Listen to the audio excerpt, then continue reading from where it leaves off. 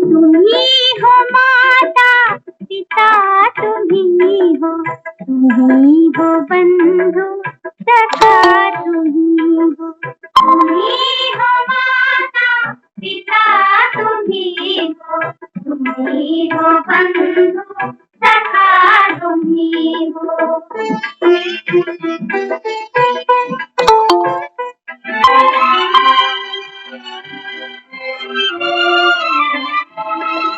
तुम्ही हो साथी, तुम्ही सहारे, कोई न अपना सिवा तुम्हारे।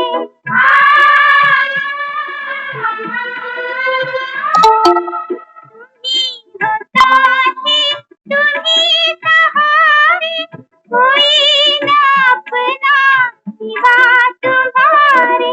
तुम्ही हो नैया, तुम्ही खेवैया, तुम्ही हो बंधु सखा, तुम्ही हो माता पिता, तुम्ही हो बंधु सखा, तुम्ही हो।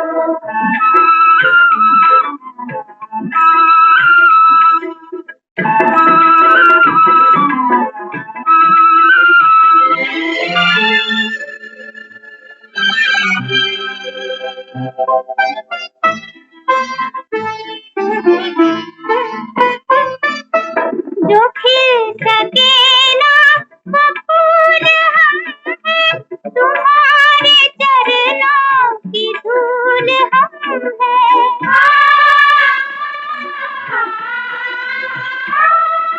जो खिल सके ना वो फूल हम हैं, तुम्हारे चरणों की धूल हम हैं। दया की दृष्टि सदा ही रखना, तुम्ही हो बंधु सखा, तुम्ही हो माता पिता, तुम्ही हो बंधु सखा, तुम्ही हो।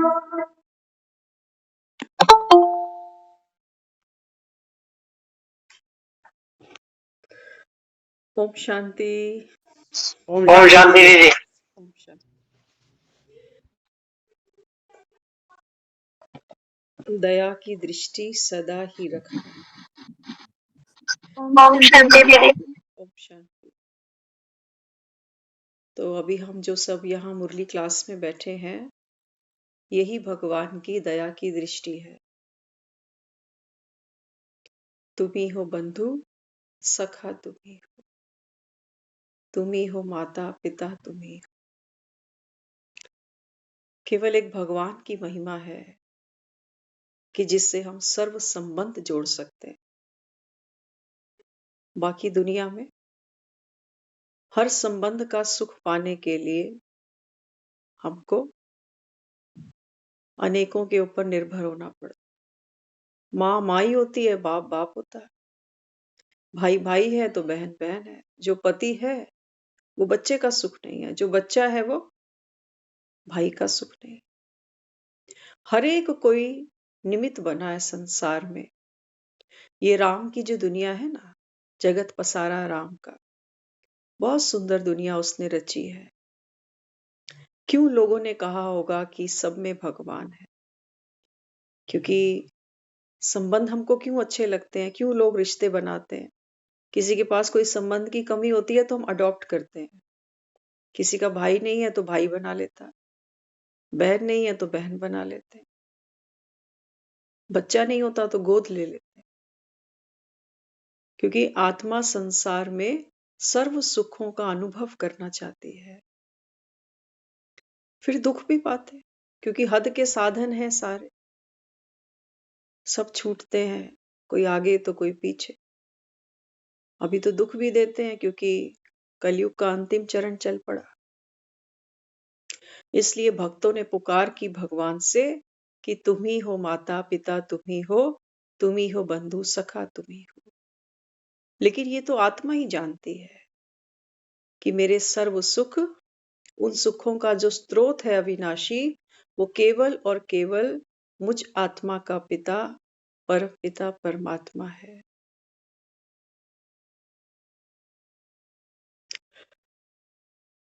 यहाँ जब हम बैठते हैं तो बाबा कहते हैं बच्चे यहाँ तो तुमको प्रवृत्ति मार्ग का लव मिलता है। बाप बैठ बच्चों को समझाते हैं, तो ये तो गृहस्थी हो गई शिव की। हाँ, बच्चे, बाप, माता पिता, बाबा कहते हैं यहाँ तो तुमको प्रवृत्ति मार्ग का लव मिलता है, क्योंकि बाप कहते मेरे बच्चे, मीठे बच्चे, लाडले बच्चे।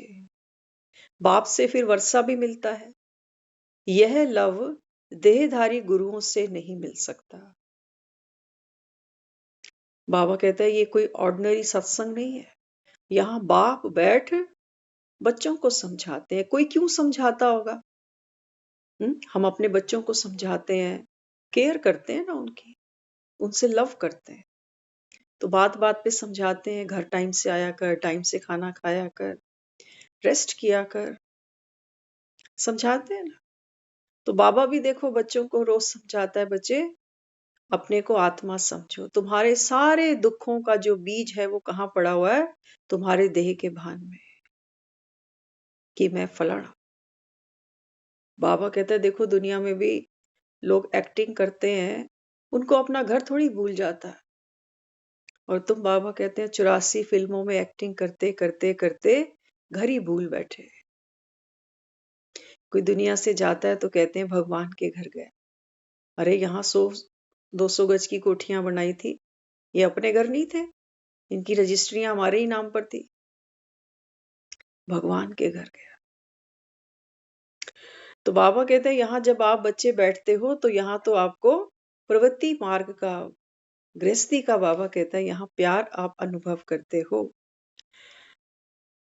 तो ज्ञान की धारणा, ये जो हम सुन रहे हैं परमात्म श्रीमत है, ये दुनिया में बाबा कहता है बच्चे आप अनेकों की मत पर चले हो। मन मत पर चले, जो मन में आया वो किया, जो हमें सही लगा हमने वो किया। और पर मत पे चले, जो किसी ने श्रेष्ठ लगा कि हाँ ये ठीक बोलता है, वो ठीक बोलता है, उसकी बात अच्छी है, इसकी बात अच्छी है, तो बाबा कहता है फिर क्या किया? गिरते गए, गिरते गए, गिरते गए। आज अयोध्या में राम का भी मुख काला कर दिया। क्यों किया? बाबा कहता है विकारों ने किया, विकारों ने किया। लेकिन राम तो उज्जवल है, राम तो मर्यादा पुरुषोत्तम है।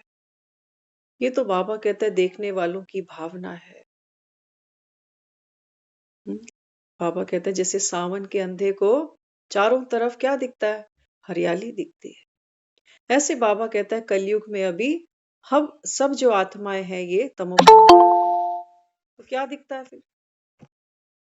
शिवलिंग भी काला दिखता है तो कृष्ण भी काला दिखता है। राम क्यों पीछे रहे? राम भी काला दिखता है। वो कहता है मैं ही हूं शाम से सुंदर बनाने वाला, काली से गौरी बनाने वाला। लोह समान आप आत्माओं को हीरे तुल्य बनाने वाला। लेकिन बनने के लिए क्या करना पड़ता है? दुनिया में एक डॉक्टर, वकील, इंजीनियर बनने के लिए पढ़ाई पढ़नी पड़ती है। और बाबा कहता है बच्चे लोहे से हीरा बनना हो तो पढ़ाई पढ़नी पड़ेगी। हाँ, तो पढ़ाई की धारणा किन बच्चों में होगी? उनकी निशानी है वो पढ़कर दूसरों को भी पढ़ाने का शौक रखेंगे। इसलिए कृष्ण ने चोरी की माखन की, कृष्ण ने माखन चुराया। कोई क्यों चोरी करेगा? ये जो ज्ञान का मक्खन अभी आप और हम सब खा रहे हैं मिलकर, ये मक्खन हमारा नहीं है। ये मक्खन तो स्वयं परमात्मा इस समय हमें ज्ञान का मक्खन खिला रहे हैं। तो हम सब क्या कर रहे हैं? यहाँ चोरी कर रहे हैं ना, चोरी कर रहे हैं। अपनी चीज की चोरी नहीं की जाती है, पराई चीज की चोरी होती है। इससे सिद्ध होता है कि श्री कृष्ण ने जो माखन खाया ये खिलाया गया। जब भगवान आते हैं तो ऊंचते ऊंच परम पिता परमात्मा ऊंचते ऊंच ज्ञान हम आत्माओं को सुनाकर पावन बना देता है। क्योंकि मक्खन में तो शक्ति होती है ना, तो आत्मा इस समय क्या कर रही है? ज्ञान का माखन खा रही है और शक्तिशाली बन रही है। तो कृष्ण ने फिर क्या किया? अकेले खाया मक्खन। चोर तो चोरी अकेले करने जाता, एक अगर किसी को साथ रखता है तो उसको आधी चोरी का हिस्सा देना पड़ता। लेकिन ये कैसा चोर है, हाँ, जो देखो कितनों को इकट्ठा करता है। बाबा कहते हैं बच्चे ये है किसकी निशानी? जो आत्मा ज्ञान स्वरूप बनती है, जो स्वयं शक्तिशाली बनती है, वो दूसरों को भी बनाती है। जो जैसा होगा वैसा दूसरों को बनाता है। इसको कहते हैं संग का रंग। संग का रंग। तो जो आत्मा ज्ञान का मक्खन खाएगी फिर उसकी बुद्धि मित्रों में भटकेगी नहीं। लोक लाज सब छोड़ के बैठेगा कि लोग मेरे बारे में क्या सोचेंगे। होता है ना, कई बार हम ज्ञान में जब चलते हैं तो थोड़ी सी शर्म मारती है कि लोग क्या सोचेंगे, फलाने की लड़की, फलाने का लड़का। पता नहीं जीवन में ऐसा क्या हुआ जो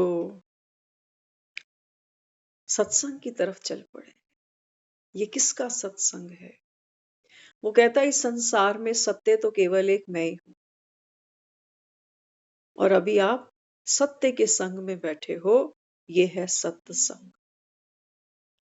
बाकी आज तक आपने कोई सत्संग सुना ही नहीं, क्योंकि सुनाने वाले कौन है? सब देहधारी है। कोई राम कथा सुनाता है तो कोई रामायण सुना रहा है, कोई गीता का सार सुना रहा है, कोई भागवत सुना रहा है। कथाएं सुनाने वाले बहुत हैं यहाँ, लेकिन विराट रूप दिखाना ये केवल और केवल एक उस परमपिता परमात्मा का ही कर्तव्य है, उसी की जिम्मेवारी है। तो जो आत्मा ज्ञान को सुनती है, शक्तिशाली बनती है, एक तो दूसरों को भी वो ज्ञान का मक्खन देगी।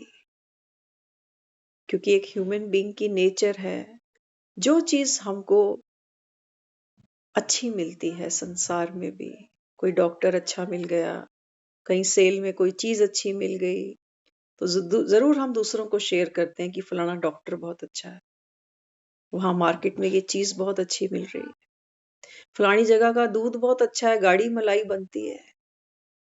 बोलते नहीं बोलते ऐसे? तो इस समय जो आत्माएं ज्ञान स्वरूप बनेंगी वो दूसरों को भी सेवा करेंगी और बुद्धि मित्रों संबंधियों में भटकेगी नहीं, उबासी नहीं आएगी। Most important. क्लास में बच्चे उबासी लें, झपकी लें, नींद करें तो टीचर क्या करते हैं? एक चौक फेंकते हैं। कई बार कहते हैं खड़ा हो जा, घर में तेरे को टाइम नहीं मिलता सोने का। होता ना, कई बच्चे बेचारे वहां क्लास में झपकियां आती हो, आपको भी आती होंगी इसलिए कैमरे बंद रखते हो। क्या कहते हो? हम्म? तो उनको कभी उबासी नहीं आएगी, आंखें बंद करके नहीं बैठेंगे। क्लास में पढ़ाई कैसे करते हैं बच्चे? आंखें बंद करके या खोल के? क्या कहोगे? अब तो बड़े बड़े हैं यहाँ महारथी, वो भी कैमरे बंद करके बैठ गए, नहीं तो कभी ये कैमरे बंद नहीं करते थे। सोचो भगवान की क्लास हो, भगवान जिसके भक्ति में लोग दर्शन करने के लिए लंबी लंबी लाइनें लगाते हैं, और वो जब सम्मुख बैठकर पढ़ाता है तो यहाँ के महारथी क्या करते हैं? पर्दे लगा देते हैं, कहते सुन तो रहे ना। हम भी अगर कैमरा बंद करके बोलें तो क्या कहते हो? हम्म? तो बाबा कहते हैं यहाँ पर कैसे बैठना है, जैसे एक स्टूडेंट बैठता है ना। आप भी देखो, सब बच्चे परिवार सबके घरों में है, बच्चे बैठते हैं पढ़ने, और बीच बीच में कोई झपकी लेता है, कोई और बात करता है, तो हम क्या करते, कहते हैं ठीक से पढ़ ले, 1 घंटा पढ़ ले ध्यान से, फिर खेलता रहेगा, है ना। तो हमारी देखो बबीता बहन, क्या हुआ आज क्यों नहीं कैमरा ऑन किया आपने? हम्म, आप तो हमेशा एक अच्छे इसमें स्टूडेंट प्रॉब्लम आ रही, अच्छा, थोड़े थोड़ी प्रॉब्लम प्रॉब्लम आ रही। देखो तबीयत ठीक ना हो, लेटे हो, तो चलो एक अलग बात है। क्या रोज ही तबीयत खराब हो जाती है क्या? इसका चल नहीं रहा था। चल नहीं रहा था। नहीं, आपका तो समझ में आ गया, सुन लिया। बाकियों से अपील है। हाँ, हमारे ये कश्यप भाई जी आज हमेशा कैमरा ऑन रखते हैं, आज आपने भी ऑफ रखा, क्या बात है, पंखा चला रखा था क्या? नहीं जी। हम्म, तो थोड़ा सा अटेंडेंस तो लगाया करो ना क्लास में, पता तो चले कि कोई सामने बैठा भी है, कि कैमरा और सब कुछ ऑफ करके कोई किचन में चला गया, कोई बाहर चला गया, है ना। बीच बीच में एक अटेंडेंस दिया करो कि हाँ हम बैठे सुन रहे हैं। क्योंकि कहता है जब आत्मा सुनती है ना, तो क्या करती है, रिएक्ट करती है कि हाँ ये बात समझ में आई। कई चीजें ऐसी होती हैं जो हमारे विचारों से मेल नहीं खाती, तो बच्चा प्रश्न ही नहीं पूछे तो हम कहेंगे इसका पढ़ाई में तो ध्यान ही नहीं, कुछ पूछता ही नहीं। बार बार कहते हैं समझ में आ गई, बाबा भी कहता है बच्चे समझा। हाँ, तो इसलिए बाबा कहते क्या करना है, आंखें बंद करके नहीं बैठना। कैमरा सफिशिएंट लगे खोल लो, नहीं लगे बंद कर दो, लेकिन भाव सिर्फ क्या है, अटेंशन के साथ पढ़ना है ना। कहीं दाएं बाएं उठते हो 1 आध मिनट के लिए तो कैमरा बंद कर दो, वो कोई ऐसा नहीं है कि खोल के ही बैठना, लेकिन अटेंशन के साथ बैठना है कि सामने बाबा आज मुरली में क्या दे रहा है मुझको, है ना। तो क्लास में जब बैठते हैं, एक तो उबासी ना आए, दूसरा आंखें बंद करके नहीं। देखा कृष्ण की ऐसी कोई तस्वीर देखी है आपने कि माखन खा रहा है और आंखें बंद की हुई है?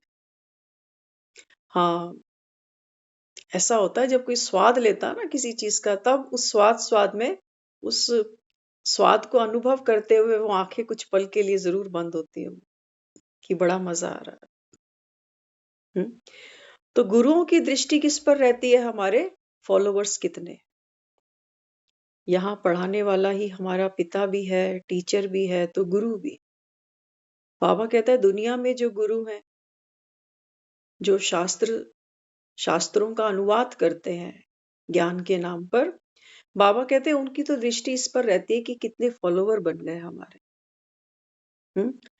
तो उनकी दृष्टि कैसी हो गई, हल्की। वहां पर कोई लव नहीं है, जैसे अभी बाबा कह रहा है ना, ये प्रवृत्ति मार्ग का लव है, कि बाप बैठ बच्चों को समझाता है। वो तो देखते हैं शरीरों को, और चेले भी किसको देखते हैं, गुरु को देह में देखते हैं, कि फलाना हमारा गुरु जी है, गद्दी पर बैठा है। तो गुरु के लिए रिगार्ड रखते हैं, समझते हैं कि ये हमारा गुरु है। यहाँ बाप बच्चों की रिगार्ड रखते हैं, उनमें बच्चे का लव नहीं होगा। यहाँ तो देखो बाबा भगवान, हम आत्माओं का पिता, लव है ना। अभी हमने गीत सुना कि दया की दृष्टि सदा ही रखना, तुम्ही हो बंधु सखा तुम्ही। तो देखो वो तो अपना रोल पूरा निभाता है ना। वायदा किया तो निभाना पड़ेगा, अगर भगवान भी ना निभाए तो फिर किससे उम्मीद करे इंसान। तो बाबा यहाँ कहते बच्चे, मेरा तो आप बच्चों से लव है, और ये लव क्या है, ये पढ़ाई है। बाकी ऐसा नहीं कि भगवान कोई जादू की छड़ी घुमाएगा दुनिया में और कखपतियों को लखपति बना जाएगा, ऐसा नहीं होता। यहाँ दुनिया में अगर कोई सबसे बड़ा लॉ है तो वो है कर्म का। कर्मों की गति बाबा कहता है बच्चे गुइये ते गुइये है, जिन्होंने किया है तो उन्होंने पाया, है ना। रोज हम चर्चा करते आ रहे हैं कई दिनों से राम की, तो राम को देखो कितनों ने मददगार की। आज हम अभी कुछ देर पहले एक क्योंकि कल 26 जनवरी है ना, तो कल के लिए एक छोटा सा ड्रामा हम प्ले कर रहे हैं।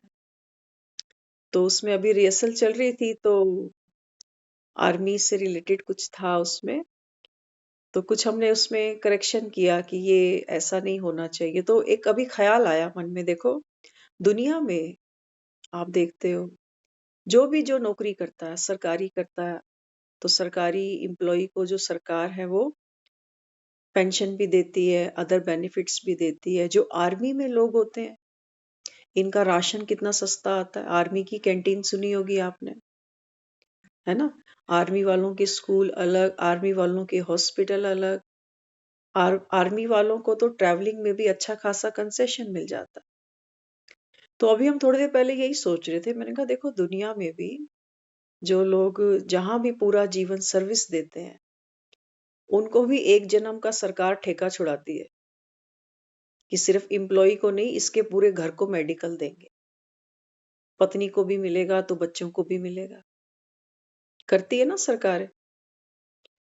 और यहाँ ये है रूहानी सरकार। बाबा कहते हैं बच्चे जो मेरी मदद करेंगे, जो मेरी सर्विस करेंगे, तो भगवान क्या देगा। वो कहता है दुनिया तो तुमको मेडिकल इंश्योरेंस देती है, मैं तुमको इंश्योर करता हूं कि तुमको 21 जन्म कोई बीमारी होगी ही नहीं। बताओ, दुनिया की बड़ी से बड़ी पोस्ट पर बैठ जाना, कितना भी बड़ा मेडिकल क्लेम ले आना, लेकिन कोई दुनिया का ये नहीं कह सकता कि तू बीमार ही नहीं पड़ेगा। कह सकता है कोई? लेकिन भगवान कह रहा है कि मेरी सर्विस कर ले, बचा ही कितना समय है तेरे पास। दुनिया की सर्विस करते हैं तो पूरा जीवन लगता है ना। छोटी सी उम्र से लगते हैं नौकरी कमाने धंधे में, और बुढ़ापे तक लगे रहते हैं, लगे रहते हैं। खपती है आत्मा। और बाबा बच्चों को रोज समझाता है। बाबा कहता है आपको सर्विस का शौक है, ज्ञान सुनते हो, कभी जरूरत समझी कि किसी और इक्के दुक्के को भी बता दूं। राम की सेवा करने में शर्म आती है, मुख नहीं खुलते तुम्हारे। और दुनिया की गपशप करनी हो तो वहां मुख बंद नहीं होते हमारे। अब देख लो डिफरेंस, देखो वहां वो मेडिकल क्लेम दे रहे हैं हमें, यहाँ वो कह रहा है कंचन काया होगी, निरोगी काया होगी, मृत्यु का भय नहीं होगा। देख लो। और क्या दे रही है सरकार? ट्रैवलिंग, ट्रैवलिंग कोटा दे रही है। वो कह रहा है कि संकल्प की शक्ति से पुष्पक विमान उड़ाओगे, कोई एक्सीडेंट नहीं होगा, कोई पेट्रोल नहीं चाहिए होगा, कहीं जाम में नहीं फंसोगे। स्वर्ग दिखा रहा है हमें। हमें स्वर्ग पर भरोसा तभी आता है जब कोई दुनिया से जाता है, हम कहते हैं स्वर्गवासी हो गया। लेकिन जब हम मुरली सुनते हैं ना, हमें कभी क्लिक ही नहीं करता कि ऐसी कोई दुनिया होती होगी क्या। भगवान बैठ पढ़ाते, भगवान झूठ बोलेगा क्या? क्या पढ़ी है उसको? और बाबा कहता है बच्चे मरने के बाद तो छोड़ो, तुम जीते जी देखो अभी तुमको क्या मिल रहा है। फिक्रों से फारिग हुए। आज सुबह कहा बाबा ने जिम्मेवारी निभाना आवश्यक है, लेकिन जिम्मेवारी का बोझ उठाना बाबा कहता है ये आवश्यक नहीं। करो जिम्मेवारी पूरी, आत्मा तो पाठ खेलेगी। लेकिन बाबा कहता है बोझ क्यों उठाते हो? बोझ क्या है? हमारे संकल्प। जब घबरा जाते हो, हाय करूं, मैं करूं, कब तक करूं, कैसे करूं, बाबा कहता है ये बोझ क्यों उठाते हो? तो इसलिए क्या करना पड़ेगा? बाबा कहते हैं बच्चे गुरु का रिगार्ड रखते हैं। रखते हैं ना गुरु का रिगार्ड? हम रखते हैं। इसलिए वो 3 in 1 बन के आया कि जास्ती ऐसा नहीं कि 3 3 के पांव तुमको पकड़ने पड़े। वो कहता है सिर्फ श्रीमत को पकड़ लो तो भगवान तुम्हारी जेब में है। बताओ तुमसे ज्यादा कोई माला माल होगा?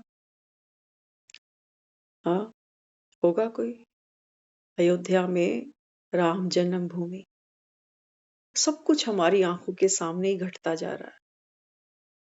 कोई बहुत पुराना इतिहास नहीं है। देख रहे हैं दुनिया के बड़े बड़े नामी ग्रामी लोग राम की मूर्ति का दर्शन करने के लिए कितने भाव विभोर है, आंखों में आंसू थमते नहीं इनके। किस चीज की कमी है इनको? नोटों की, वोटों की, किस चीज की कमी नहीं। लेकिन राम के साथ स्नेह तो सबका है। ये सब चाहते हैं कि ऐसी दिवाली हो जहां राम आ जाए। लेकिन ऐसी दिवालियां केवल मनती एक ही दिन की है। बाबा कहते हैं बच्चे, सच्ची दिवाली कहाँ है? ये अभी संगम पर है, जब स्वयं भगवान एक एक आंगन में स्वयं आत्म ज्योत को प्रकाशित कर रहा है। सुखी बनो और सुख बांटो, ये है दिया जलाना। दिया माना दिया, दे दिया। दिया क्या कर रहा है? रोशनी दे रहा है। बाबा कहते हैं ये जो आप मुरली सुनते हो ना, ये मुरली क्या है? ये बाबा कहता है ये अंधों की लाठी है। जैसे एक अंधा चलता है, आंखें तो नहीं है उसके पास, लेकिन लाठी हाथ में पकड़ के क्या करता है? रास्ते को चेक कर लेता कि दीवार कहाँ है, गड्ढा कहाँ है ना? अंधे के पास में भी देखो एक लाठी पकड़ा दो तो वो भी अभ्यास से कभी गिरता नहीं। और बाबा कहता है बच्चे, आंख की तो बात नहीं करता, लेकिन बुद्धि के नेत्र बाबा कहता है आप में किसी के भी पास नहीं। इस समय ये सारा संसार वो कहता है कौन है? धृतराष्ट्र है। इसलिए संजय बैठ के क्या करता है? धृतराष्ट्र को कुरुक्षेत्र का रण दिखाता है कि देखो कृष्ण अर्जुन को क्या कहता है। सुन तो सकते हो ना? मजे की बात है, धृतराष्ट्र सिर्फ अंधा है, बहरा होता तो। यहाँ तो बहुत हैं जो बहरे भी हैं, उनके कानों में कितना भी आप गूंज करो, आवाज करो, शंखनाद करो, लेकिन वो सुनते ही नहीं।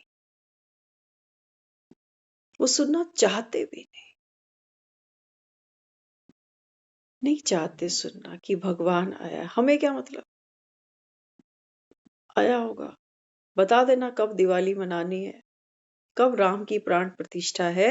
अयोध्या तक तो हम भी जा सकते हैं, वहां तक तो हम चले ही जाएंगे, मत्था तो टेक ही आएंगे।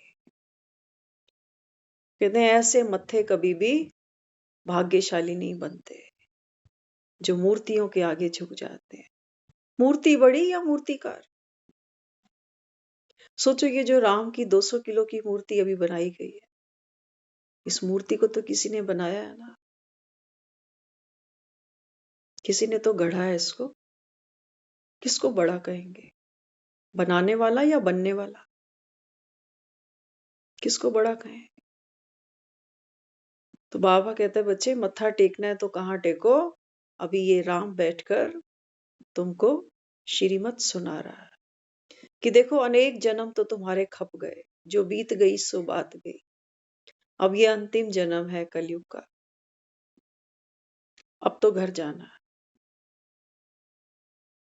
जाना है नहीं जाना? देखो मरना तो सबको पड़ेगा। उम्र हमारी बढ़ रही है सबकी, बीमारियां देखो दुनिया में। हाँ बीमारियां बढ़ रही हैं, डॉक्टर बढ़ रहे हैं, पेशेंट बढ़ रहे हैं। बाबा कहते हैं बच्चे, चारों ओर से काल का पंजा है, कहां तक बचोगे? ये इंश्योरेंस, ये क्लेम, ये तुमको बचा तो नहीं सकते। हाँ, जो भगवान अभी हमको दे रहा है, वो कहते हैं बच्चे इससे क्या होगा? आत्मा में बल भरेगा। मृत्यु का सामना तो हम सबको करना ही पड़ेगा, उसकी ताकत वो हमको दे रहा है। वो कहता है मृत्यु केवल एक द्वार है, मृत्यु केवल एक द्वार है। जन्म मृत्यु, मृत्यु जन्म, ये एक चक्र है। बार बार आपको इस चक्र में आना जाना पड़ेगा। ऐसा नहीं सोचना कि हमने भक्ति खूब कर ली, खूब गंगा नहा लिए, तो अब तो मुक्ति हुई पड़ी है। ये ड्रामा की खूबसूरती नहीं है। ड्रामा तो नित्य बहता जाता है पानी की तरह, अविरल, निर्विघ्न। कोई दुनिया में रहे ना रहे, दुनिया तो चलती जाती है। यही खूबसूरती है जीवन की। कहते हो ना, चलती का नाम गाड़ी। तो देखो, जीवन भी चलते जा रहे हैं। एक दिन आएगा जब हम नहीं रहेंगे, लेकिन सूरज चांद सितारे ऐसे ही निकलेंगे, ऐसी ऋतुएं बदलेंगी, ऐसे ही महीने बदलेंगे, ऐसे ही कैलेंडर बदलेंगे। कुछ नहीं बदलने वाला। लेकिन जाने से पहले हम जो यहाँ बैठे हैं, अभी चैतन्य बैठे हैं, भगवान जो सुना रहा है सुन सकते हैं, भगवान जो दिखाना चाहता है वो देख सकते हैं, और अपना भाग्य स्वयं सवार भी सकते हैं। लेकिन हमारे जो आसुरी संस्कार है ना, कौन से, कि मैं सब कुछ जानता हूं, मैं ऑलरेडी नॉलेजफुल हूं, मुझ में सारा ज्ञान समाया हुआ है, फिर भगवान को क्यों याद किया? हुँ? क्यों याद किया फिर भगवान को? क्या चाहिए उससे? जब सब कुछ है, सारे सुख है, धन है, वैभव है, परिवार है, सब कुछ है, फिर क्या जरूरत पड़ गई घर में मंदिर बनाने की? क्या जरूरत पड़ गई? फिर तो होना नहीं चाहिए था, फिर तो जीते जागते सतयुग था जीवन। अगर हमको घर में मंदिर चाहिए, अगर हमको हाथ में माला चाहिए, अगर हमको मुख में गंगा जल चाहिए, इसका मतलब कुछ है ऐसा जो पैसों से नहीं मिल रहा, जो घर के लोगों से भी नहीं मिल रहा, वो सुख जो हमको अपने शरीर से भी नहीं मिल रहा, क्योंकि शरीरों से तो आज हम दुख ही पा रहे हैं। इसलिए क्या करना है अभी? रिगार्ड रखना है। किसका? बाप का भी। बाप का रिगार्ड कैसे रखेंगे? आज्ञाकारी बन के। क्योंकि माँ बाप को कैसे बच्चे प्यारे लगते हैं? ओबीडियंट। भगवान कह रहा है मैं तुम्हारा ओबीडियंट सर्वेंट बनकर बैठा हूं। और हम कहते हैं हमारे पास टाइम नहीं है ना। सुन लेंगे बाद में, मुरली कहाँ जा रही है। समय अब इतना समय नहीं देगा। जीवन में थोड़ी सी हलचल आती है ना, तो सुन सकेंगे मुरली।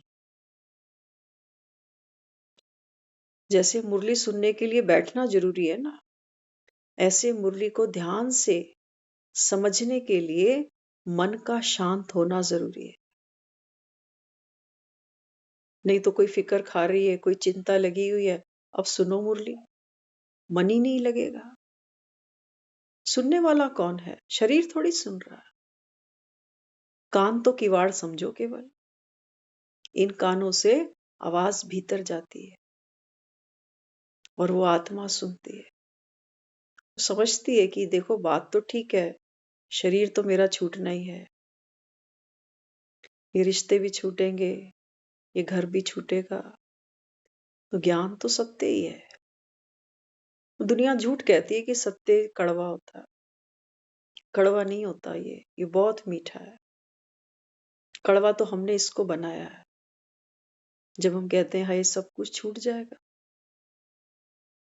वो कहता है छूटा ही पड़ा है, तुम्हारा है नहीं, तुम अपना मान कर बैठे हो, ये है तुम्हारी पकड़, और ये पकड़ तुमको दुख दे रही है, बाकी तो तेरा कुछ है नहीं। श्वास तुमसे छूट कर पूछेगी, छूट जाएगी, क्या कहते हो? कुछ भी हमसे पूछ कर नहीं होगा। कोई बीमारी हमसे परमिशन लेके आएगी, आ जाओ। मौत आएगी परमिशन लेके कि हो गए सारे काम, निपट गए, अब आ जाओ। कुछ भी ऐसा नहीं होने वाला। इसलिए हमको क्या करना पड़ेगा? आज्ञाकारी बनना पड़ेगा। बनेंगे, अपना ही हमारा फायदा है। और बाबा कहता है कायदे में तो फायदा है। अब जब वो टीचर बनकर बैठा है, तो कहता है फिर आपका भी फर्ज क्या बनता है? टीचर को कैसे बच्चे अच्छे लगते हैं? होशियार, पंचुअल। कहते हैं ये बच्चा रेगुलर आता है स्कूल में।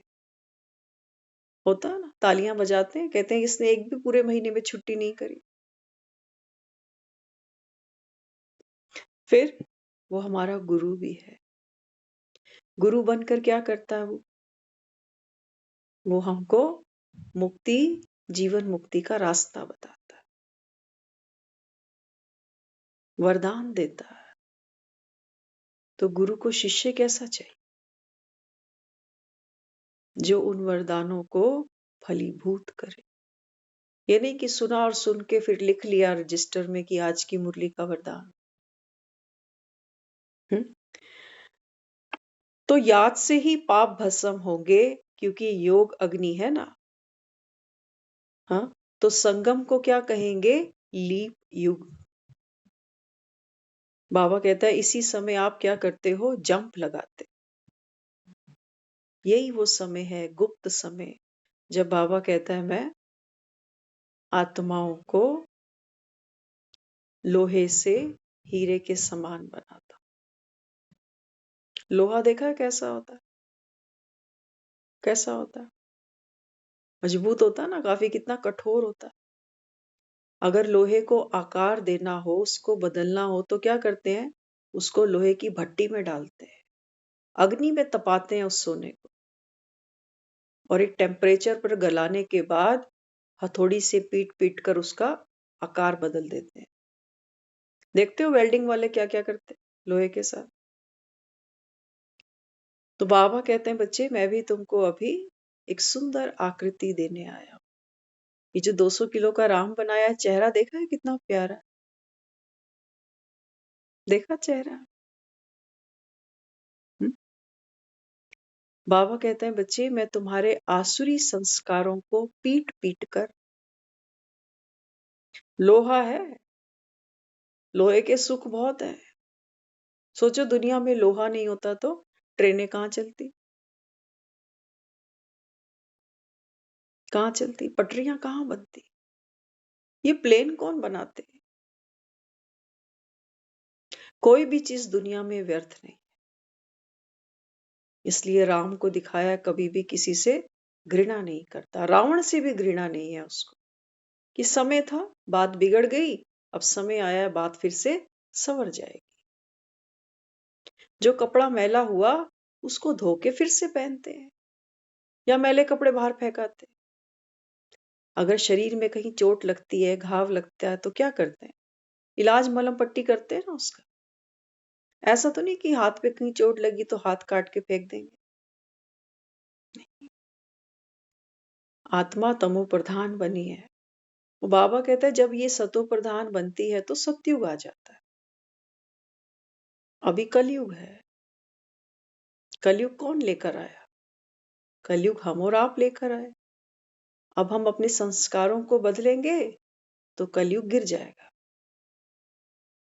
संस्कारों को बदलने के लिए हम ये भट्टी में बैठे हैं कि क्यों बदलना है मुझे।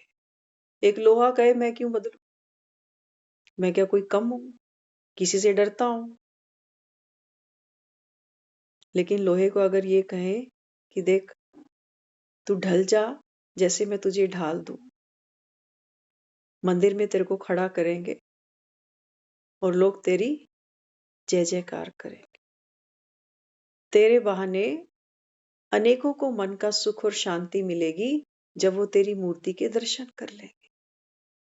कहां कहां से अभी हम सुन रहे थे, कोई एक है वो बता रहे थे, कहते मैं अयोध्या जाने के लिए 25-30 दिन से पैदल ही चल रही, कि मैंने ये संकल्प रखा है कि मैं दिल्ली, गाजियाबाद, फिर और जो बीच में पॉइंट्स आएंगे वहां होते होते होते पैदल अयोध्या होंगी।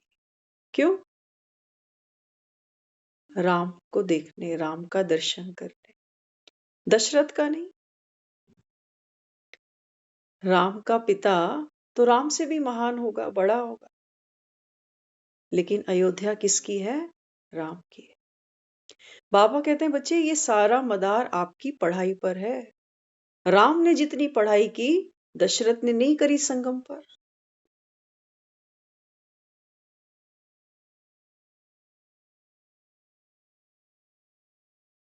देखो दशरथ नाम देखो क्या कहता है, 10 रथ। ये जो हमारा शरीर है ना, इसके अंदर 10 द्वार हैं। और राम कहाँ बैठा है? इन 10 द्वारों के बीच में जो 10वां द्वार है राम, वहां गुप्त है। ये दशरथ है। कहते हैं ना, 9 द्वारे प्रगट कीने 10वां गुप्त रखा है। तो बाबा कहता है देखो, शरीर तो तुम्हारे जल जाएंगे, राख हो जाएंगे, जैसे दशरथ को दिखाया, लेकिन राम, राम तो बाबा कहता है बच्चे निराकार है। राम की जय जयकार है। क्यों? क्योंकि कौन है? दुख हरता है। बाबा कहता है आप सबसे पहले अपने दुख तो हरो। और हमारे दुख कैसे हम हरेंगे? वो कहता है पहले तो व्यर्थ को फुल स्टॉप लगाना सीखो। कलयुग है, कलयुग की जो सबसे बड़ी प्रॉपर्टी है, वर्षा है, वो है व्यर्थ थॉट हमारे। सारा दिन क्या क्या सुना, देखा, खाया, कुछ नहीं पता। कभी भी सो गए, कभी भी खा लिया, कभी भी उठ गए, कभी इसके साथ गप्पे, कभी उसके साथ गप्पे। ऐसे तो जीवन बीते हमारे। अभी मूर्ति बनना है तो तपना तो पड़ेगा। ये राम भी वनवास गया 14 वर्ष, तो तप कर निखर के आया। ये वनवास नहीं जाता तो अयोध्या वापस कैसे आता? और ये अगर अयोध्या वापस नहीं आता रावण को खत्म करके, तो ये अयोध्या वासी ये दिवाली कैसे मना लेते? सारी बात तो अभी की है। वो कहता है संगम पर देखो भगवान आया है, वनवासी बनकर आया, पर काया में बैठा है, ठोकरे खा रहा है एक के आगे। सबको कहता है आओ ज्ञान सुनो, आत्मा को पावन बनाओ। कोई राम को पहचान लेते हैं तो बैठ जाते हैं, प्रीत पड़ जाती है तो मरते दम तक फिर मुरली नहीं छोड़ते। कोई नहीं पहचानते, एक दो को देखते रहते हैं, फलाना जा रहा है कि नहीं, वो तो रोज सुन रहा है कि नहीं, वो तो जाता नहीं, चलो हम भी छोड़े। इसलिए बाबा बार बार मुरली में कहता है बच्चे, सारा मदार बुद्धि पर है, सारा मदार पढ़ाई पर है। फॉलो किसको करना है? राम को। एक दो को नहीं देखो कि वो आता है कि नहीं, वो जाता है कि नहीं, वो कितनी सेवा कर रहा है, ऐसे नहीं। बाबा कहता है बच्चे केवल खुद को देखो कि मैं कहाँ हूं। सारा दिन में बाबा कहता है अपनी चेकिंग करो कि कितनों को मैंने सहयोग दिया, कितनों की दुआएं ली, कितनों की सर्विस करी। ये नहीं देखो कि कितनों को मैंने दुख तो नहीं दिया। दुख नहीं देना इसके कोई नंबर नहीं है। ये तो हम बच गए कर्मों की फांसी से, लेकिन कितनों को हमने दुख की फांसी पे लटकने से बचा लिया, नंबर उसके है।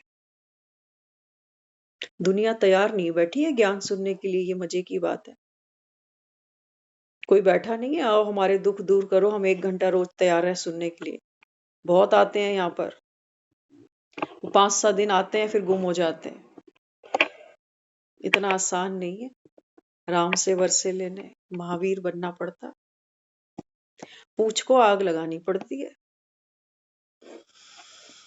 इतना आसान भी नहीं है।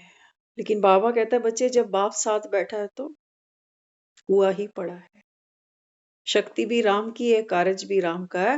रावण तो देखो मरेगा। ये जो हमारी चिंताएं हैं, वासनाएं हैं, ये सोने के मृग हैं, ये तो मरे पड़े हैं। ये सोने के मृग किसी को मिलते नहीं है। ये हमारी कल्पनाएं हैं जीवन की कि बस कि ये हो जाए तब सुखी हो जाएंगे, वैसा हो जाए तब सुखी हो जाएंगे। तो सोने के मृग तो वो कहता है मिलेंगे नहीं। इसलिए अंत में आत्मा की शांति का पाठ कर लेना कि सोने के मृग तो इस बार मिले नहीं, भगवान करे अगला जन्म अच्छे घर में हो, सब कुछ मिले, सारे सुख मिले, माना सोने के हिरन फिर से मिले। ये हमारी अनंत यात्राएं हैं जीवन की। सुखों को ही तो मर रहे हैं। सुख ही तो नहीं मिलता तब तो दुख ही हो जाते हैं ना। ना शरीर से मिलता है, ना रिश्तों से मिलता है, ना पैसे से मिलता है, भगवान से भी नहीं मिलता। भगवान को भी कोस बैठते कि मैं ही मिला था क्या तुझे एक। तो इसलिए ये संगम क्या है? ये हमारे लिए जंप लगाने का समय है। ये हमारी चढ़ती कला है, ये हमारी उड़ती कला है। बाप कहते हैं अब सब कुछ भूल जाना है, पिछाड़ी में कुछ भी याद ना आए। अंत में ये दुनिया वाले चारपाई खटिया के साथ खड़े होकर ये गीता के 18 अध्याय सुनाते हैं हमको।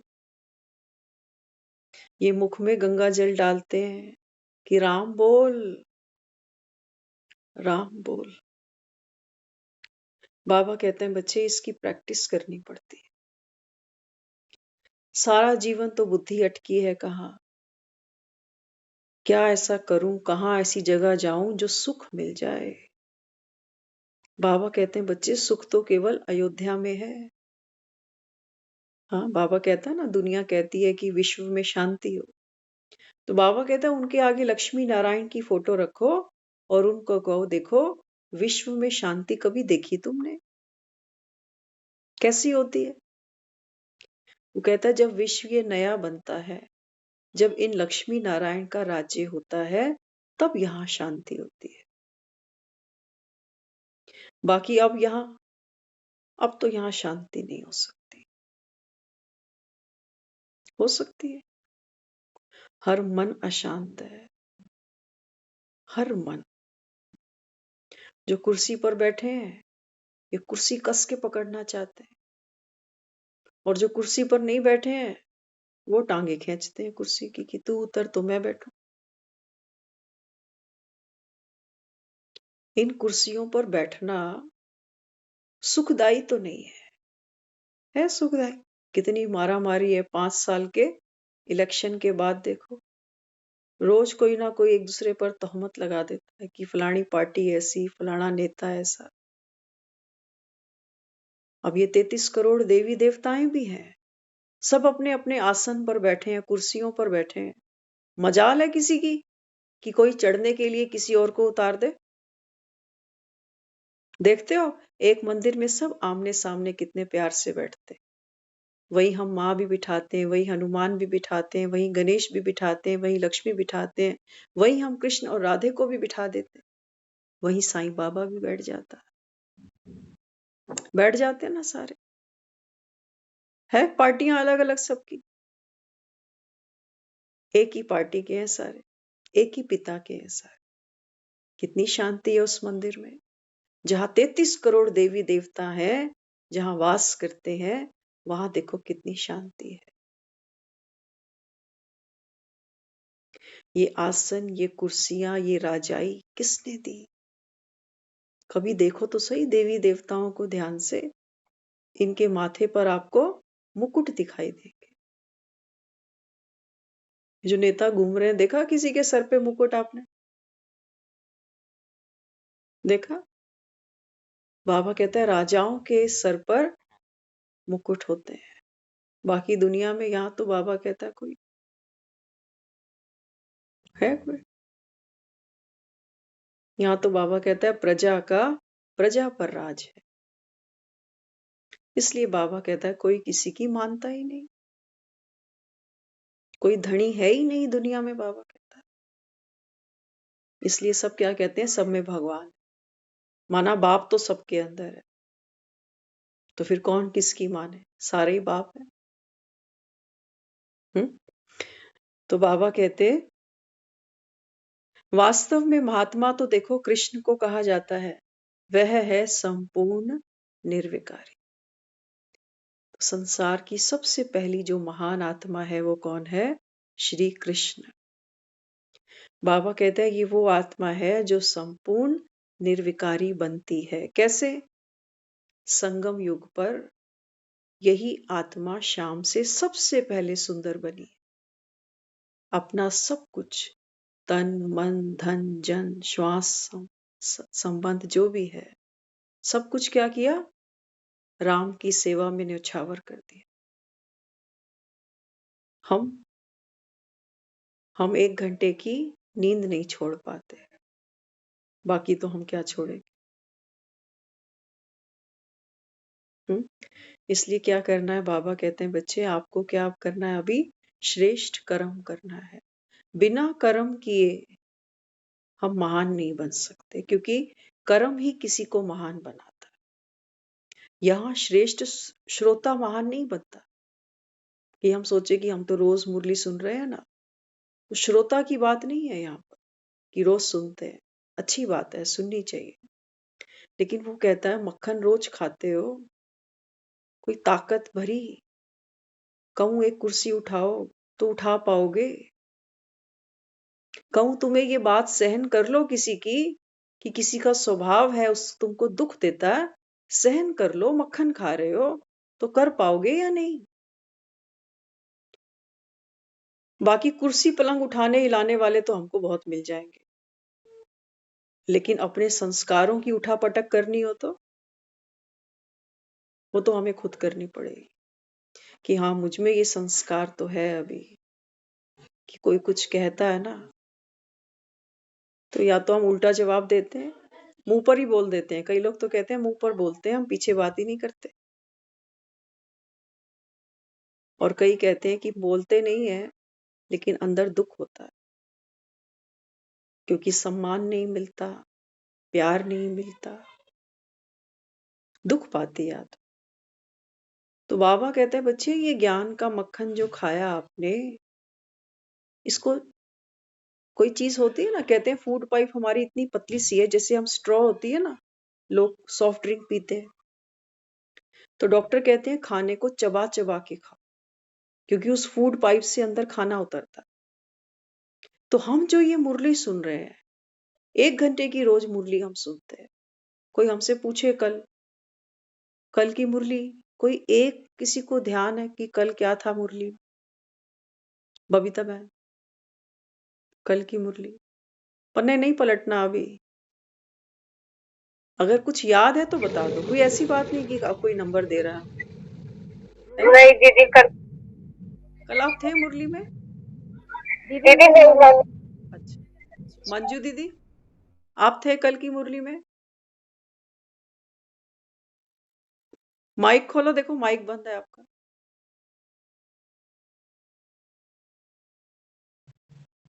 उन्होंने कैमरा भी बंद किया, चलो कोई बात नहीं। देखो बच्चे होते हैं ना, बच्चों की अक्सर आदत होती है, वो खेलने में ऐसे उछलते कूदते हैं, फटाफट मुंह में डाला, और जैसे पिज्जा लोग खाते हैं, आपने देखा होगा पिज्जा खाते हुए, वो एक बाइट पिज्जे की लेते हैं, फिर पेप्सी पीते हैं। क्या होता है वो नीचे उतर जाते, बिना पेप्सी के आप पिज्जा नहीं खा सकते, क्योंकि वो क्या करता है, वो नीचे नीचे नीचे उसको उतारता जाता है। तो बाबा कहते हैं बच्चे ये जो मुरली आप सुनते हो ना, इस मुरली को चबाना पड़ेगा। जो गाय होती है ना, गाय जब चारा चर के बैठ जाती है तो खाली मुंह चलाती है, जुगाली करती है। बाबा कहते हैं ये निशानी है कि ये गाय स्वस्थ है। जो गाय जुगाली नहीं करती, वो कहता है ये जो गाय है ये बीमार है। तो अगर हम ये मुरली सुन रहे हैं और हम जुगाली नहीं कर रहे, इसका मतलब हम बीमार हैं। और ऐसी बहुत सी बातें हैं दुनिया संसार की जो हमको वो समय नहीं देती कि मुरली को हम याद करें कि मुरली में क्या था। तो माखन ज्ञान का खा रहे हैं, ऐसा ना हो गटकते जाएं बस, कि रोज सुन रहे हैं मुरली, खुद ही खुश होते जा रहे हैं कि हाँ ज्ञान तो सुन रहे हैं, हमने भी सुन लिया, भगवान आया हुआ है। सेंटर तो नहीं चाहते, लेकिन मुरली तो हम भी सुन रहे हैं। ये भी देह का भान है। इसलिए बाबा क्या कहता है, मुरली सुनो, इसका मनन चिंतन करो, इससे सुख मिलेगा। जितना मुरली हम रिपीट करते हैं, रिपीट माना ये नहीं कि बार बार टीवी पे जाकर मोबाइलों पे सुने जा रहे हैं, नहीं, कोई रस तो निकले इसमें। कृष्ण को कहा ना तेरी मुरली कैसी है, रस देती है, सुख देती है, उस रस में सुख है। जो ये मुरली हम सुनते हैं, इससे जो हमको आनंद मिलता है, जो रस मिलता है, उससे हमारी बीमारी, हमारे विकार, हमारी चिंताएं, हमारी जिम्मेवारियों का बोझ मन से खत्म होता है। जैसे आप एक दवाई, इंजेक्शन, कोई कैप्सूल खाते हो, तो बीमारी धीरे धीरे कम होनी चाहिए ना। या हम बोले हम 6 महीने से कैप्सूल फलाना खा रहे हैं, वैसे ही हम तब थे वैसे ही हम अब भी हैं। तो मुरलियां हम सुन रहे हैं, कोई साल से सुन रहा है, कोई 4 साल से सुन रहा है। कोई बोझ कम हो रहा है कि नहीं, एक्स्ट्रा वेट खत्म हो रहा है कि नहीं। चबानी शुरू करो मुरली, अपने दांतों से चबाओ। बाबा कहता है ना, अपनी घोट तो नशा चढ़े, अपनी घोट बाबा कहता है। एक माँ भी छोटी छोटी बच्चियों को कहती है, चल अब तेरे को रोटी बनानी सिखाती। वो कहेगी मम्मी मेरे से तो टेढ़ी मेढ़ी बनती है। हम में से ऐसा कोई नहीं बैठा जिसने रोटी बनानी सीखी हो तो पहले दिन गोल रोटी बना दी। रोटियां पहले तो टेढ़ी मेढ़ी ही बनती है, और बनते बनते बनते फिर देखो गोल बनती है। तो बाबा भी यहाँ क्या कहता, बाबा कहते संन्यास धर्म देवी देवता धर्म नहीं है। कल अयोध्या में पूरे भारतवर्ष के जितने भी बड़े बड़े महारथी दिखाते हैं, सन्यासी जिनके बड़े बड़े आश्रम हैं, सब बैठे थे वहां। देखो भगवान क्या कह रहा है, वो कहता है जो सन्यास धर्म वाले हैं ना, ये देवी देवता धर्म के नहीं बन सकते। ये तो भगवे पहनकर बैठे हैं। ये कहते हैं संसार में तो जो माया है वो दुखदाई है। ये तो गृहस्थ छोड़कर बैठ जाते हैं। ये तो कहते हैं हमको आवागमन में आना ही नहीं, हमको तो मोक्ष चाहिए। तो बाबा कहते हैं बच्चे, जो देवी देवता धर्म की आत्मा होती है वो तो संसार में 84 जन्म लेती है। देखते हो क्रिकेट मैच आता है ना, तो जो ओपनर होता है वो लास्ट तक खेलता रहता है, नॉट आउट। क्यों? टैलेंट है उसके पास। 11 प्लेयर ग्राउंड में खड़े थे, कोई आउट नहीं कर सका उसको। हर बॉल खेली है उसने, बढ़िया स्कोरिंग करी है उसने, man of the series, man of the match लेके गया है वो। बाबा कहते हैं ये होती है देवी देवता धर्म की आत्मा। और कोई आत्मा ये सोचे कि नहीं भगवान मुझे तो एक ओवर भी मत दियो, ये तो सब मुझे आउट कर देंगे मिलकर, मैं तो जाऊंगा ही नहीं ग्राउंड। क्या कहोगे इनको?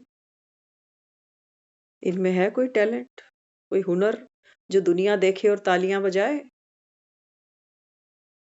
कोई चौका लगाता है, छक्का लगाता है, तो देखो स्टेडियम में कैसे तालियां बजती है। ऐसी तो मंदिरों में हम तालियां बजाते हैं जाके इनके आगे। तीनों ने वो चौके छक्के लगाए हैं संगम पर, जो भगवान कहता रहा कि देख शरीर छूटे तो छूटे, तेरी खुशी ना छूटे। लगा ये सिक्सर, इन्होंने लगाए हैं, और दुनिया जाकर तालियां बजाती है इनके आगे। बाबा कहता है मैं तुम्हें भागना नहीं सिखाता, जिम्मेवारियों से, परेशानियों से, चुनौतियों से नहीं, डटो डटो, वहां सामना करो उनका, राम तुम्हारे साथ खड़ा है। बाकी ये सन्यासी, ये घर बीवी बच्चे परिवार सब छोड़ जाते हैं, ये डटना नहीं जानते। और जो गृहस्थी है वो इनके पांव छूते हैं जाके। वो कहते हैं ये बड़े त्याग करे हैं इन्होंने, घर भी छोड़ा, परिवार भी छोड़ा, बच्चे भी छोड़े। हम ऐसा त्याग नहीं कर सकते, हम तो जाकर इनके मत्थे चूमेंगे, इनके पैरों में सर रखेंगे, इनको और और आप आप जेलों में भी बैठे बैठे हुए हैं हैं बाबा, बाबा, हाँ जी बैठे नहीं जेलों में। जेलों में भी बैठे है ना, जिनके जिनके पैर पैर जाके जाके पत्थर पत्थर टेकते हैं, टेकते हैं, बिल्कुल जेलों में पड़े हैं, जेलों में पड़े हैं। ये तो ये फिर तो फिर अपने अपने है है ना। ना। जेलों में भी पड़े हैं, जेलों में भी वो सत्संग सुना रहे हैं दूसरों को, और लोग सुन भी रहे हैं। सुना सुना रहे, रहे, जेलों में भी सुना रहे हैं और दुनिया सुन भी रही है। कोई ना कोई ना सुनाते, सुनाते, वो वो सोचते सोचते कब कब निकलेंगे निकलेंगे जेल जेल से से बाहर। बाहर। देखो निकला नहीं वो राम रहे। पता नहीं, मुझे मालूम नहीं इसके बारे में। हाँ हाँ निकाला निकाला हुआ हुआ है। है। बाबा कहता है ये सारी दुनिया जेल है। सिर्फ ये नहीं देखो कि वो तिहाड़ जेल में बैठा है, कि वो कौन सी जेल में है। बाबा कहता है बच्चे ये सारी दुनिया जेल। आपने आपने सन्यासियों की सन्यासियों की बात बात की तो की तो मैंने मैंने उस उस बात बात पर पर कही, हाँ हाँ बिल्कुल। ये बेहद की मैं दुनिया, बाबा कहता है जेल यहाँ नहीं है, पे सारी दुनिया का जेल है।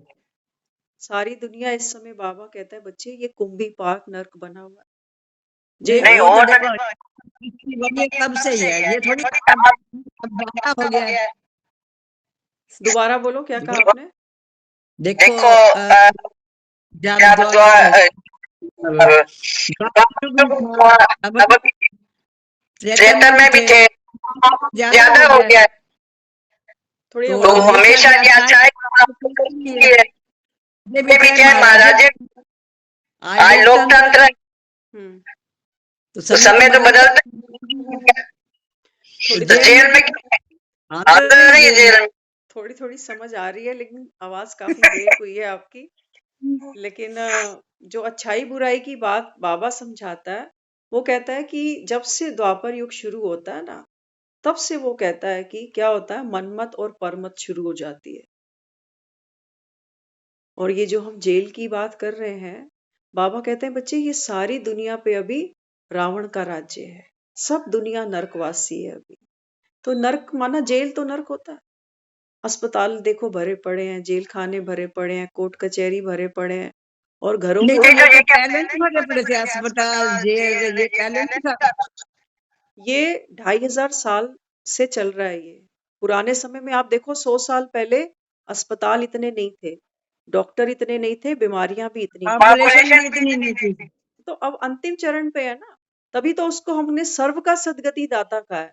वो कहता है तो इस तभी समय कहा ना जब ये कलयुग खत्म हो गया तो उन्होंने कहा ये कलयुग खत्म होगा नहीं, हाँ तो द्वापर कलयुग शुरू हो जाएगा। तो क्या फिर कलयुग की धीरे धीरे कलयुग तो अब खत्म हो रहा है ना अभी। अभी बहुत टाइम पड़ा ना पड़ा तभी खत्म हुआ। तभी तो जागते नहीं लोग, ज्ञान सुनते हैं और फिर भी कहते हैं कि अभी तो कलयुग बहुत पड़ा है। अभी इसका मतलब हमने राम को अभी पहचाना नहीं है। ये वो देखो पहचाना वो देखो, ये वो आप कहते हो ना जय सुन मरना कोई नहीं चाहता है ना, और जब आ जाएगा टाइम तो उस टाइम तुम मतलब को बचा भी नहीं सकते, तो जाना ही पड़ेगा। बचा तो देखो वो यही जब कहा, टाइम आएगा वो हम हरि का टाइम लिखा उसने जाना है। देखो ये फिलॉसफी है, ये सब दुनिया नहीं कहती है ऐसी बातें। लेकिन राम हमें अभी क्या कहता है, आप एक बार कॉल को म्यूट जन्म और करो ना, मरण। कॉल को म्यूट करो तो मैं कुछ बोल पाऊंगी, फिर आप सुन पाओगे। हाँ बोलो। हम्म। देखो आप जो कह रहे हो ना कि जब वक्त आएगा तो कोई बचा तो नहीं सकता, मौत की बात हो रही है ना, कि जब मृत्यु आती है इंसान की तो कोई बचा नहीं सकता। इस समय हम जो ये सब ज्ञान सुन रहे हैं यहाँ, इस समय भगवान हमको क्या कहता है, वो कहता है बच्चे अभी मृत्यु जो है ना काल बनकर सर पे नाच रही है, बचाएगा तो ये भी नहीं। शरीर तो वो कहता है तुम्हारे काल तो हर वक्त हमारे साथ है, वो शरीर तो लुटेरा बन के घूम रहा है हमारे साथ साथ। तभी तो हम कह रहे हैं कलयुग तो बहुत लंबा पड़ा है, ये लूट ही तो मतलब रही है हमें। लंबा मतलब मुझे भाई एक पेशेंट ये समझ रहा है कि ठीक है, बीमारी मेरे भाग्य में थी, लेकिन बीमारी के साथ तो मुझे जीना पड़ेगा। तो लूट रही है ना बीमारी, उसको लूट रही है प्रतिपल। तो अभी अगर हम ये सोचते हैं कि ठीक है कलयुग है, बीमारियां भी हैं, मौत तो साथ साथ ही चल रही है, पता नहीं कब लूट ले मुझे, लेकिन हमने बचाया क्या अपना? जब मुझे अरे पता जब है कि एक में है पूरा करना पड़ता है। देखो जब मुझे ये पता है कि मेरी बगल में कोई चोर बैठा हुआ है, तो मुझे अलर्ट होना चाहिए ना। तो कि हम तो अलर्ट है। हाँ, अलर्ट होने ही तो यहाँ बैठे हैं। जब हम ये खुद को कह रहे हैं कि कलयुग अभी बहुत लंबा पड़ा है, इसका मतलब हम अलर्ट नहीं है। एक तरफ हम ये कह रहे हैं कि मृत्यु तो साथ बैठी है, और दूसरी तरफ हम कह रहे हैं कि कलयुग तो अभी लंबा चल, और वो हमको रोज मतलब कह जैसे रहा है। आप कह रहे हो ना कि आजकल में खत्म हो जाएगा, ये आजकल में खत्म होने वाला नहीं है। देखो बात ये का कह मतलब रहे समझो, जब हम आजकल की बात करते हैं तो लोग कई साल की बात लेते हैं कि पता नहीं कितने साल पड़े हैं, लेकिन बाबा हमको क्या कहता है, आज और कल। जीवन में केवल एक ही दिन होता है, वो है आज, कल कभी आती नहीं है। जब वो तो कल अभी जब कल आती है ठीक तभी है। हम उसको आज ही कहते हैं, इसलिए वो कहता है मृत्यु को सामने देखो। जब तक कल तो आएगा नहीं कभी, काल आएगा कल। हमें एक पल में हम केवल एक सांस खींच सकते हैं, 2 सांसें भी इकट्ठी नहीं ले सकते हम। अरे जब उसका हुक्म नहीं होगा तो एक सांस भी नहीं ले सकते। उसके हुक्म की बात मत करो, अभी वो किसी के सांसें खींचने थोड़ी बैठा हुआ है यहाँ। नहीं वो उसके हाथ में कुछ वो यहाँ किसी की सांस खींचने नहीं आया कि हम कह रहे हैं कि भगवान जब तक नहीं, सांस देने तो आया ना, सांस दी है उसने तो लेगा ना ना। ना वो दे रहा ना वो ले रहा, और यही कह रहा है। जब हमें जन्म दिया तो हमसे पूछ के थोड़ी दिया भगवान ने। जन्म जो उसने हमको दिया है वो आंटी दीदी चलो हाँ। बोलिए नाजुंती बहन नहीं, हमें जन्म मिला तो भगवान ने हमसे पूछा कि तुम्हें जन्म को दुनिया में भेजूं। सुनो, जन्म आपको दिया है आपके माँ बाप ने। माँ बाप ने दिया तो उसकी इच्छा, वो भेजने वाला तो वो राम है ना, ऊपर बैठा है। अगर आपके माँ बाप संभोग नहीं करते तो राम आपको दुनिया में नहीं ला सकता था।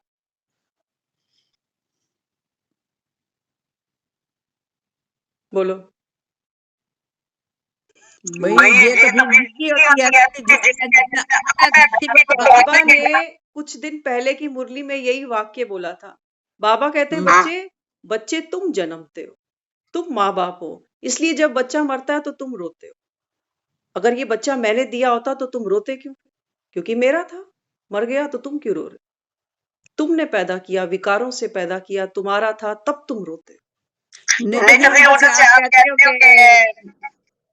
मतलब ये कुछ देखो तो ज्ञान आप कहते हो ज्ञान बहुत गहरा है, हम कुछ नहीं कहते। ज्ञान बहुत गहरा है, हम कुछ नहीं कहते, जो कहता है वो कहता है। सबसे बड़ी बात, अगर आप ये समझोगे कि मैं कुछ कहती हूँ तो बहुत आर्ग्यू करोगे कि ये तो कल की है, ये क्या जाने। लेकिन जब हम ये देखते हैं कि भगवान समझा रहा है, तब हमारी बुद्धि उस बात को एक्सेप्ट करती है कि भगवान से बड़ा तो बुद्धिवान और कोई नहीं होगा ना। होगा कोई? आप कह रहे हो राम ने मुझे जन्म दिया, अरे जब वो 2 लोग वो करते नहीं तो फिर राम क्या कर लेता बीच में? आप बताओ ना। कई लोग हैं देखो, बेचारे कपल हैं, बच्चे नहीं हो रहे उनके, क्या करे? राम नहीं दे रहा इनको। राम जिनकी किस्मत में नहीं लिखा तो नहीं लिखा तो अब ये किस्मत किसने बनाई? उसी ने बनाई, ऊपर वाले ने। नहीं, ज्ञान कच्चा नहीं। सुनते हो आप ज्ञान सुनते हो लेकिन कच्चा सुनते हो, उसमें कितना ज्ञान नहीं सुनते हो। किस्मत वो बनाने का हमको रास्ता दे रहा है, समझ दे रहा है। वो कहता है बनाओ आप। बच्चा स्कूल में होमवर्क खुद करता है अपने हाथों से, माँ बाप कितने भी पढ़े लिखे हो वो उसका होमवर्क नहीं करते। तो हम क्यों कह रहे हैं कि भगवान ने हमारा होमवर्क करके दिया, हमारी किस्मत ऐसी बना दी? ना जी। वो कह रहा है मुझे तो अभी छोड़ दो, मुझे बार बार नहीं घसीटो कि सांसें उसने दी, लेने वाला वो, देने वाला वो, सुख भी वही दे रहा है, दुख भी वही दे रहा है। नहीं नहीं, सुख दुख अपने कर्मों से दे रहे। अब आप एक बात भी तो नहीं करते हो ना। अभी आप कर्मों पे आ गए, अभी आप कर्मों पे आ गए फिर सीधे। अभी आप कह रहे हो कि वही करता है, वही सांस लेता है, वही देता है। तो ऐसे देखो आप, टाइम हो जाएगा। हाँ वो तो है। चलो ऑलमोस्ट हो चुकी है। तो सन्यास धर्म पर बाबा ने मुरली चलाई। बाबा कहता है जो सन्यास धर्म वाले हैं ये कभी देवी देवता नहीं बनते, क्योंकि ये तो पिच छोड़ने की तैयारी करते हैं कि हमको मोक्ष कब मिलेगा। और बाबा कहता है यहाँ जो बच्चे ज्ञान सुनते हैं, जो आत्माएं ज्ञान सुनती है, वो तैयारी कौन सी करती है? सतयुग से लेकर कलयुग तक 84 जन्म खेलने की तैयारी करती है वो आत्माएं, क्योंकि वो शक्तिशाली है। वो डरती नहीं है जीवन में आए चुनौतियों से, नहीं तो राम कभी वनवास जाता ही नहीं। वो नहीं डरती। तो आज की मुरली बाबा कहता है बाप का लव है ये पढ़ाई, पढ़ाई पढ़ो, लायक बनो और बनाओ। यही माँ बाप की दुआएं हैं। ओम शांति।